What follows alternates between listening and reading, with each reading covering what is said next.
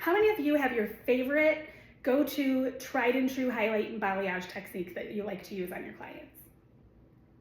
Yeah, me too. Thank you so much. And how many of you like to try new things and change it up all the time? Yeah, awesome. Thank you so much. I feel like I could answer both of those questions with a yes. So thank you both, thank all of you for participating this morning. I want to thank you too for just taking the time to be here with me this morning. I know for some of you, you had to block out your schedule, and so you're not serving guests right now that you normally would be, or perhaps you came in early because you work later today, or maybe today's even your day off and you chose to come here and spend your morning with me. And I just can't tell you how grateful I am. And also give yourself a pat on the back, right? Because investing in yourself and your future and getting an education and learning new things is just gonna help you better your best. And so again, thank you so much for being here today. We have about 30 minutes together. And so we are gonna learn 2 new techniques, a combination of some foiling and some balayage. I am gonna work quickly and I talk fast. So try to stick in it with me. If you have questions, definitely interject. But I'm really excited to share a couple of these new things with you. Before we get started, I wanna introduce myself. My name's Rhoni, and I serve Metro Detroit as the regional educator for Redken. And I've been in this industry for 33 years. My entire career has been a true blessing. I have used Redken my entire career. I've always been a part of Redken education, using Redken in my salon company. All of my stylists use Redken, and it's just always been a brand and a company that I could lean on that really, kept up with the ever-changing things in the industry. And I just always felt like I got a great education from Redken. My personal values, my why, really lines up with the learn better so you can earn better, so you can live better philosophy.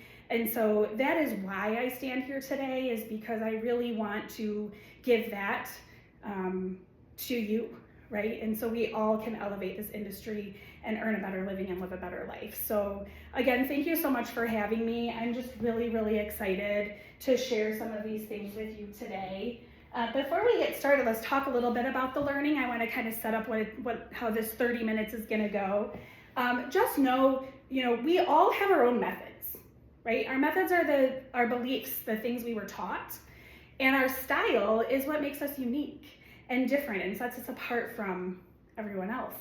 And those two things married together gives us our outcome, right? The results that we get when we do the things that we do. And I want you to know that today is not about changing your style. I do not want to affect who you are and how you do it, right? You're amazing, and I want you to keep doing that. But perhaps if we learn some new methods and we marry that with our unique style, maybe we get a new outcome that could be exciting and fun for us to keep it interesting and fresh, and for our guests.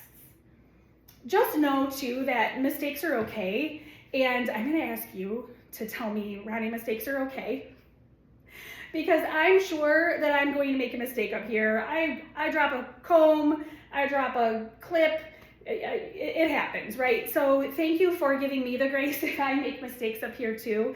And we're not really doing hands-on today, but we are gonna be interacting and asking and answering questions. And I think sometimes we feel a little silly to ask something or answer something, and if we're wrong, we feel like we have to justify it or blame it on something or deny that we didn't know. None of that is necessary in here. We're all here to just have learning experiences, and actually some of our best learning experiences come from making those mistakes.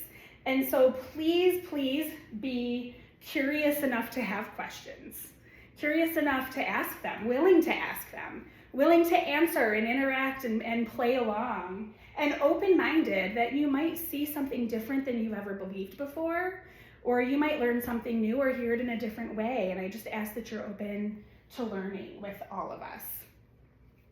Also, I want you to get the most out of today. Make the most out of your experience. Our learning is our responsibility. And so I just want you to know, if I'm gonna be working quick, I talk fast, I'm gonna be up here at the front of the room with the mannequin. If you can't see, come on up. Just stand right over my shoulder, or stand around, come closer, move your seat. If you can't hear, tell me, hey, can you repeat that? Can you slow down? Can you say that louder? I'm more than happy to do that.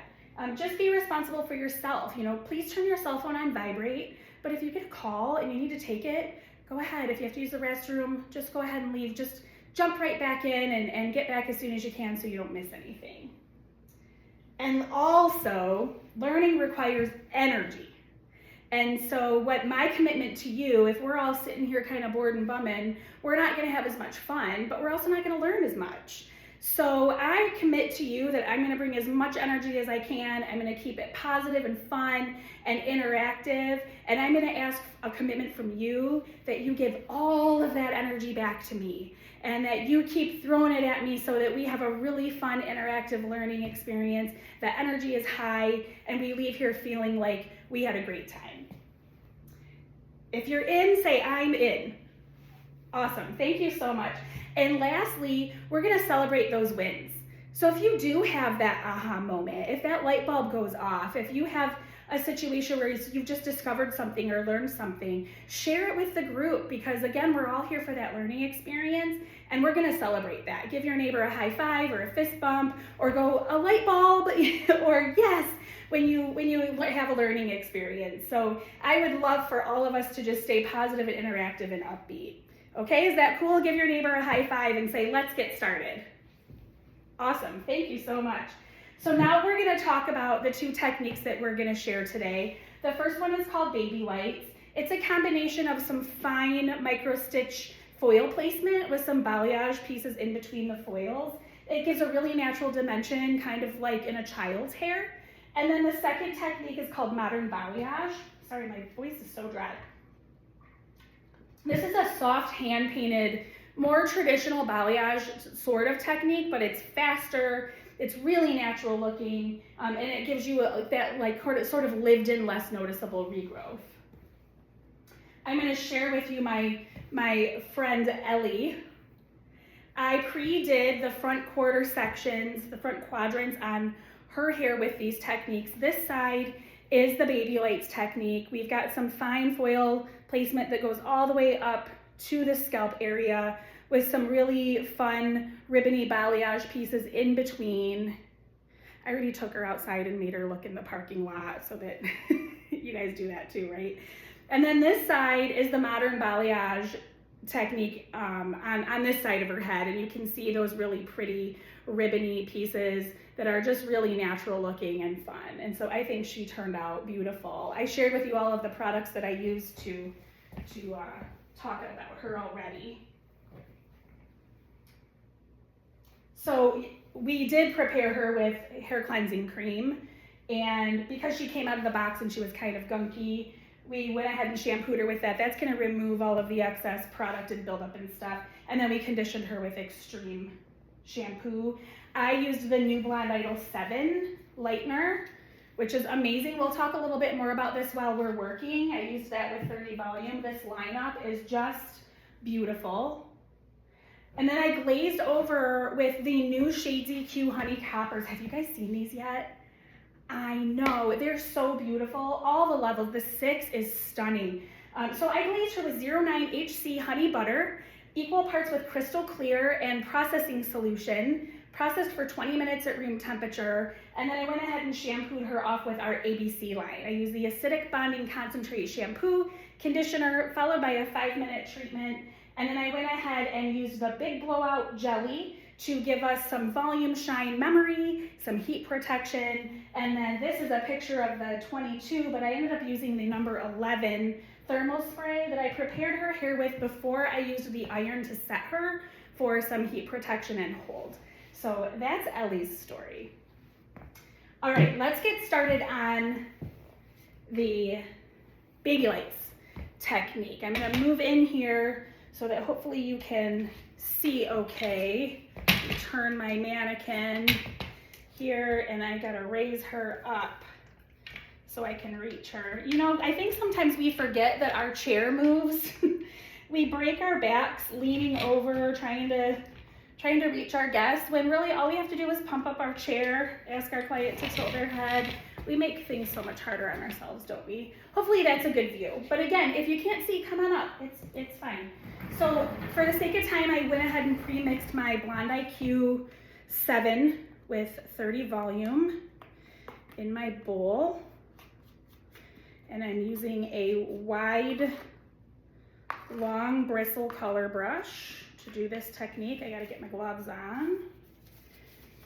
So we're gonna imagine that we would section this whole head, just for the sake of time. Again, I'm only gonna be working on the front quadrant of the hair, so I'm gonna ask you to use your imagination with me a little bit and pretend that we sectioned the whole head. So this is the side that we're gonna do the baby lights on. We're gonna take a horseshoe section that comes up from the front eye area back to the crown, and then a vertical parting that separates the hair from front to back. For the sake of time, I'm going to be working in this side section and then this front top, but imagine we would be doing the whole head in this fashion. Okay, am I going too fast? You guys good so far? Okay. All right, so we're going to start on this front section right in front of the ear, and we're going to take a diagonal back parting, trying to stay out of the way so you can see. And then we're going to do a fine micro stitch with our weave. You want to take slices to start with that are thin enough that if you held something behind it to read, you could read through it. Now, I really like to use a foil board. You can certainly just use your hand if you choose, but Redken gives us all this great color gear to use, and this board is one of my favorites, especially when I'm working on longer hair. It just gives me a nice smooth surface to work on. So I'm charging my brush with product, I'm applying it halfway down, and then I'm gonna use the product that's already on the foil, and I'm gonna slowly and lightly feather my way up toward that scalp area so that I'm not getting a big clump of lightener up there. This is gonna help with a really soft, diffused grow out. And also it's gonna help with any bleeding or swelling that might happen, although this lightener doesn't really do that. Now, the nice thing about having the flap on the back, whether you're using your comb to insert your foil or the board, is that you can kind of tuck that in tight if it starts to loosen up or wiggle around, just to make sure it's nice and secure. Another diagonal back parting. Now we're gonna balayage the sections that are in between these foils. So just kind of think about your client's hair density, texture, how they wear their hair when you're determining how much hair to leave out in between the foils. And you can also have it be different between each foil. I like to kind of stay between 1/4 and 1/2 inch of hair left out in between each foil, but you can do some that are closer together and some that are farther apart if you want to. Remember, we're mimicking a child's highlighting look. And so that's very natural and random and not super intentional looking. So random is a word you're gonna hear us use a lot while we're doing this technique.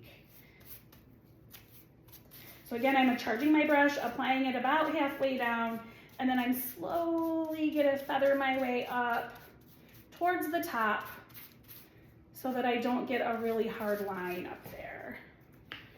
And then I'm gonna fold and secure my foil.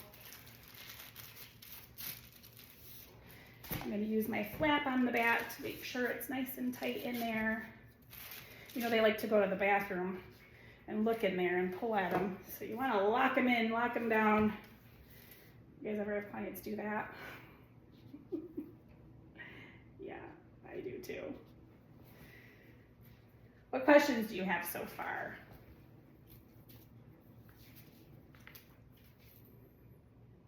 Yeah, so who asked that? What was your name? Allie.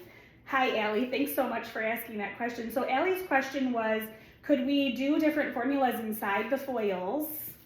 What do you guys think? Yeah, why not, right? You certainly could. I think with this technique, the goal is to stay around 2 to 3 levels of the base color that you're working on. But I've even seen this done with high lift color on virgin hair, using different formulas. You could do maybe 10 volume with your lightener in some foils and 30 volume in others, just to give it even more dimension. I think the more dimension, the better on on this look. Little kids have, gosh, hundreds of colors going through their hair. So definitely don't be afraid to play around with that. Thank you for that question. I have a prize for you in my bag, so don't let me forget. When I'm done, I'll give it to you. Okay, so we're gonna keep moving, doing diagonal back partings. You know, when I first started learning foil placement, especially at Redken, they talk a lot about horizontal, vertical, diagonal. We talk a lot about stitches and using this language. I had such a hard time remembering the difference between diagonal forward and diagonal back. And so something that I use to think of to remember is if I had a marble in my pocket and I were to place my marble at the top of the foil and let it go, which way would it roll? In this case, it's gonna roll towards the back. So that helps me remember that this is diagonal back placement. And opposite of that, if I had my parting going in the other direction, diagonal forward, if I had a marble and I set it at the top of my foil and I let it would roll forward towards the face. So that's how I remember the difference. You know, we gotta do what works for us. I'm big on analogies and things like that. That's just how my crazy brain works. Does anybody else's brain work like that? Yeah. I make up songs and all that stuff. Okay. I think I'm gonna be done on that section because remember, we're gonna balayage these. So now we're gonna move to this front section and we're gonna start at the corner of the eye and we're gonna continue working diagonal sections up the head using the diagonal back partings. Let me put her down a little bit. Remember, she can move. Hopefully you can see okay. Gosh, we got some pretty curl from that little sectioning we had. Okay, so a diagonal section. I'm gonna take, again, a slice thin enough to read through it.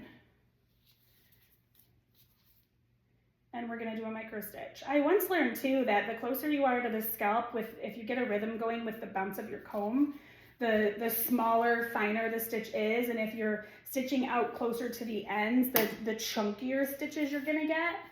And so sometimes if you want really consistent stitching, just establishing a rhythm and trying to stay in the same section on the hair when you're stitching through it really does help give consistent stitching in your foiling. Or if you don't want consistent stitching, right, you can kind of move around. You could do a micro stitch, which is really essentially just a blurry slice. You could do a regular stitch, which is a little bit chunkier, not chunkier, a little thicker, hardier pieces, I guess. It's a little bit more space in between them. Or a slice and skip, which is like maybe 1/2 inch sections that you're picking up and skipping out just to give that sort of ribbony look. Or slicing, or any combination of those could be fun.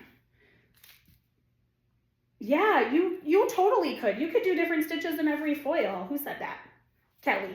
Thanks, Kelly. I've got a prize for you too. You're right. If we would get even more dimension and variation out of this if we did different stitches inside of the foils and also different formulas.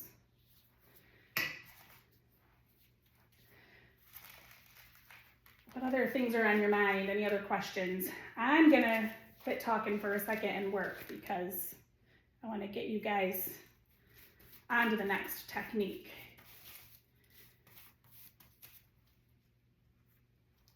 Halfway down, recharge my brush, fully saturate, working up towards the top.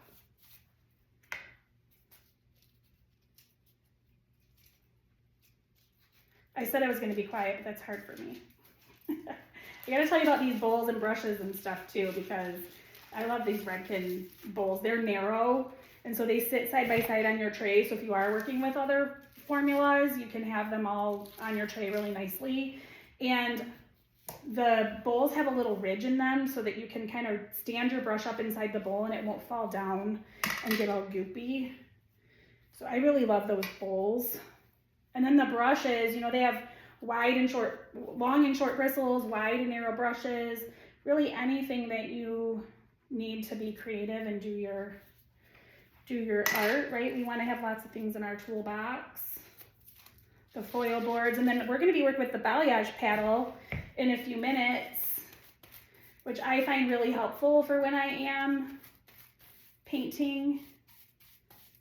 You know, I like the board, and so the paddle is just another version of that for balayage. Full saturation, working up towards the top again. Fine section. Fold and secure.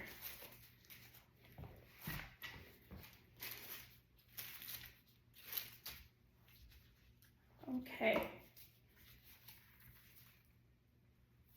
think for the sake of time, we're going to do just one more foil, and we'll get into our balayage section. Fine micro stitch.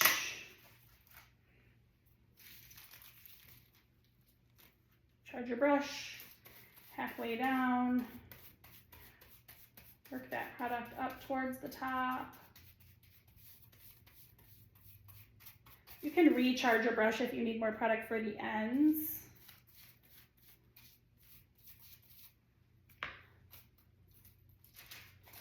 Fold and secure. Okay, so now we're going to move into the balayage pieces that go in between these foils. And again, I mentioned earlier, random is key. So you're going to just look at the natural fall, you're going to decide what piece is peeking out, need a little bit of lightness on the ends, and we're just going to randomly choose pieces to balayage that are sticking out from here.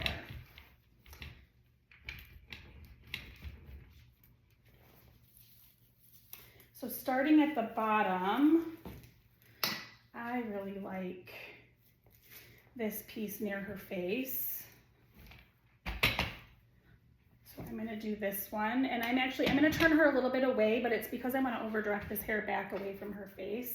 Hopefully you can see where you're at. So I'm going to hold this with some tension down at 45 degrees. I'm going to charge my brush, and balayage is the French word for sweep.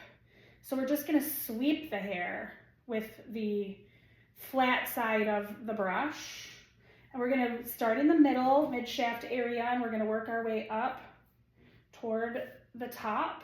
And near her face, you can paint a little bit higher up. We're kind of create a V-shaped section with our placement of our color, and then you're going to use your balayage paddle. It is helpful if you put a little bit of product on there first. We'll get her messy here in a second, and that'll help.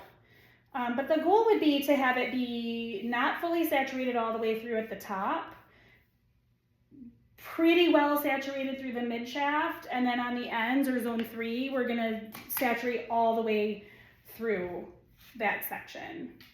And again, we're just going to kind of pick up random pieces that are hanging out of this foil to balayage. I think this is going to look so pretty with the light bouncing off of it this way. Holding it down at 45 degrees, painting with my charged brush, working up in soft strokes. I'm getting lighter and lighter handed as I move up the top, pressing down a little firmer as I get to the middle.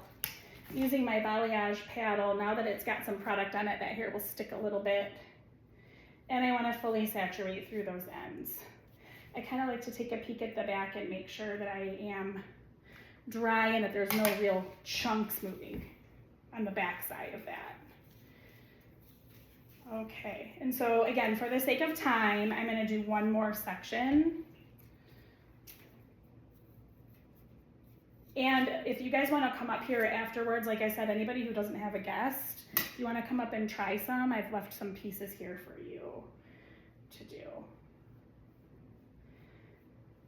Sweeping that brush lightly across the hair, pressing down a little firmer as I start to work my way down towards the ends. Grab my little paddle, and then I can fully saturate. And I really like the paddle too because I can press the bristles through the hair and spread the hair apart a little bit, so I can really make sure that I've gotten that hair on both sides. Okay, so I think you get the idea. We're gonna do the balayage pieces in between the foils. And this can process up to 50 minutes at room temperature. So we're gonna let her go. And like I said, if you guys wanna come up and try it after we're done, please feel free.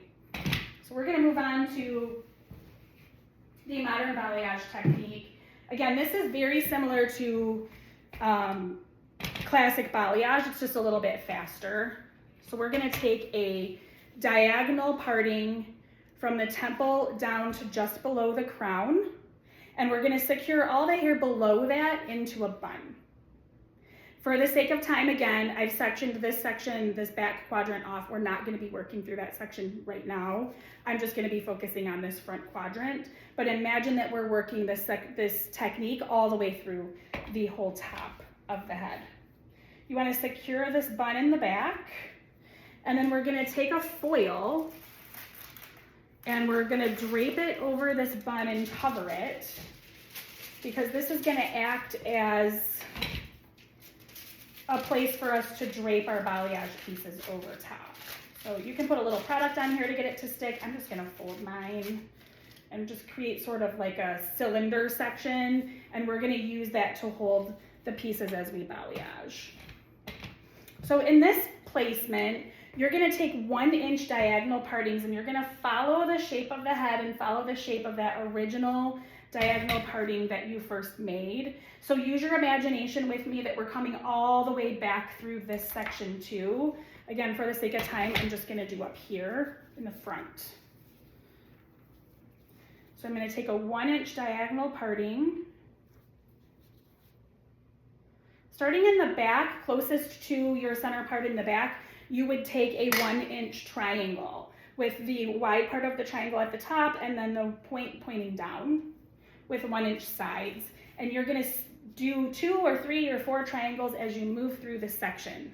As we get closer to her face, we're gonna take, up here we're gonna be able to fit 2 triangles. So again, use your imagination that we've already got 2 or 3 triangles coming from the back up to this front. We got a little curl out of that, so I'm gonna clip that down and out of our way so that you can see what I'm doing here. Okay, so we're gonna hold this section again pretty taut, lots of tension at a 45-degree angle, not 90, 45, and we're gonna sweep our brush again. Flat brush, put your product right down on the middle, and we're gonna slowly begin to sweep and work up towards the top. The closer we get to the face, it's my preference to bring it up a little bit higher. You do whatever you feel you wanna do for the look you're trying to create. And we're gonna fully saturate these ends. All the way through those ends. We want it nice and saturated. Check the back for chunks. And then we're gonna drape this section right over our bun. Hopefully you can see that. Drape it right over the bun, okay? And then we're gonna move up and we're gonna put a triangle right next to the one we just placed. Questions so far? Yeah, you can do different size triangles, sure. What do you think would happen if you did that? Who asked that? Kim, hi Kim. Yeah, tell me what look you think you would get if you did that. Does anybody want to help Kim out? Yeah, awesome. It's just gonna create more dimension, right? Different sizes of triangles are gonna create different amounts, different chunks or pieces of lightness and darkness. Yep, and it would be the same for the amount of hair you're leaving out in between the triangles. If you did a whole bunch of really teeny tiny triangles or big fat triangles, or you left space in between, it would just change up how much lightness you're getting. Oh, come on. Mistakes are okay. There we go. Okay. Now we're gonna take a diagonal section again through the top, and we're just gonna keep doing those triangles, same fashion. 1-inch triangles pointing down, balayage each piece. We wanna hold them at a 45-degree elevation with some tension joint. I really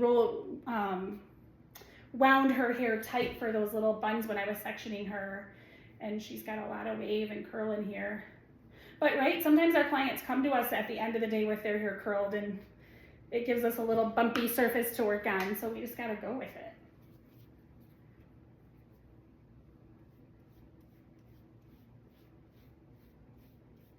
Painting through, fully saturating, and then draping over the bun.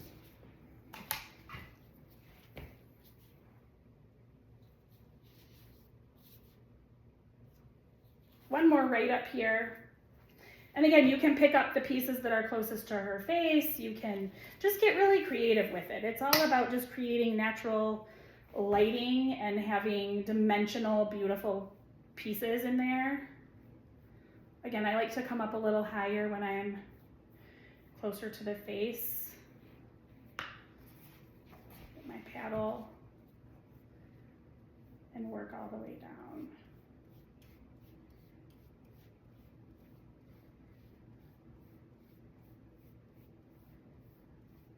Allie, that was a question from Allie, right? So Allie said, could you do this while you had your client's retouch on?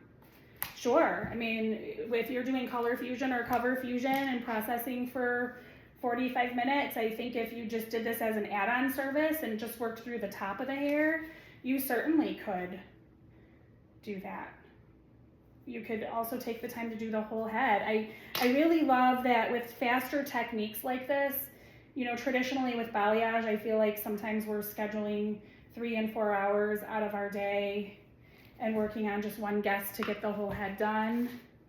And now with these faster techniques, we can still create really beautiful looks in less time, right? And consumers are telling us loud and clear that they have more money than they have time right now, and they don't want to sit in the salon for 4 hours either. And so finding these great, fast techniques that still give a really beautiful look is definitely where it's at. Okay. This is going to be the last one because we are at the 30-minute mark and I want to be respectful of your time. And so, yeah, you can ask one more, of course, ask another question.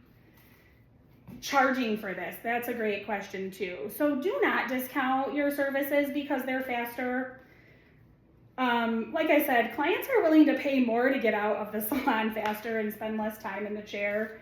This is still a look. It takes a lot of skill and a lot of expertise and knowledge to create a look like this. And it's the finished look that they're paying for, not just how much time they've sat in the salon. And so charge what you would normally charge for a balayage, for sure.